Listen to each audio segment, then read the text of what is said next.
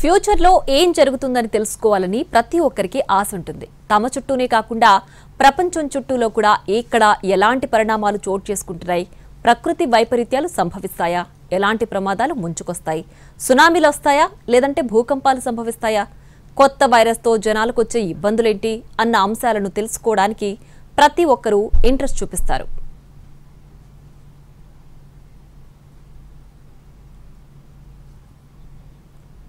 బల్గేరియాకు చెందిన బాబా వంగా ఫ్యూచర్లో జరిగే అనేక విషయాలను ముందుగానే అంచనా వేశారు. మన దేశంలో పోతులూరి వీర బ్రహ్మేంద్ర స్వామి కాలజ్ఞానంలోని అనేక అంశాలు నిజమయ్యాయి. వీరిలాగే కొత్తగా జపాన్లో రియో టసుకి భవిష్యత్తులో ఏం జరుగుతుందో ముందుగానే చెప్పేస్తున్నారు. టసుకి చెప్పిన అనేక అంచనాలు జరిగాయి. దీంతో ఆమె చెప్పే ప్రెడిక్షన్స్ పై జనానికి ఇంట్రెస్ట్ పెరిగిపోయింది. తాజాగా రియో టసుకి వచ్చే నెలలో ఏం జరుగుతుందో ముందే చెప్పేశారు. జపాన్లో జూలై నెలలో భయంకరమైన ప్రకృతి వైపరీత్యం సంభవిస్తుందని అంచనా వేశారు. టసుకి అలా చెప్పగానే ఆ వార్త కాస్త విపరీతంగా వైరల్ అయింది. దీంతో జపాన్కు టికెట్లు బుక్ చేసుకున్న పలువురు పర్యాటకులు తమ టూర్లను రద్దు చేసుకుంటున్నారు, టికెట్లను క్యాన్సిల్ చేసుకుంటున్నారు. టసుకి జోస్యం జపాన్ పర్యాటక రవాణా రంగంపై విపరీతంగా ప్రభావం చూపిస్తోంది.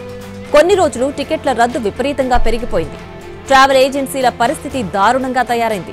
ముఖ్యంగా ఎయిర్లైన్స్, హోటల్స్, టూర్ ఆపరేటర్లకు తిప్పలు తప్పడం లేదు.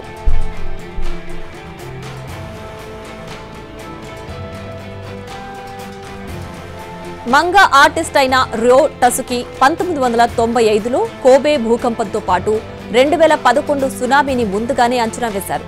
2011లో వచ్చిన సునామీ కారణంగా 18,000 మంది మరణించారు. 1991లో ఫ్రెడ్డీ మెర్క్యూరీ మరణం, 1997లో ప్రిన్సెస్ డయానా మరణాన్ని ముందుగానే చెప్పారు. 2020లో భయంకరమైన వైరస్ వస్తుందని, ప్రపంచవ్యాప్తంగా లక్షల మంది ప్రాణాలు కోల్పోతారని జోస్యం చెప్పారు. ఇప్పటి వరకు టసుకి చెప్పిన అంచనాలన్నీ నిజమయ్యాయి.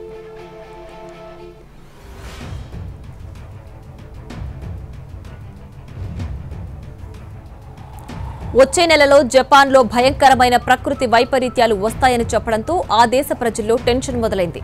జపాన్ టూర్ కోసం టికెట్లు బుక్ చేసుకున్న పర్యాటకులు టికెట్లు రద్దు చేసుకోవడంతో జూలైలో ఏం జరుగుతుంది, భూకంపాలు జనం ప్రాణాలు పోతాయా లేదంటే సునామీలు అల్లకల్లోలం సృష్టిస్తాయా అన్నది ఉత్కంఠ రేపుతోంది.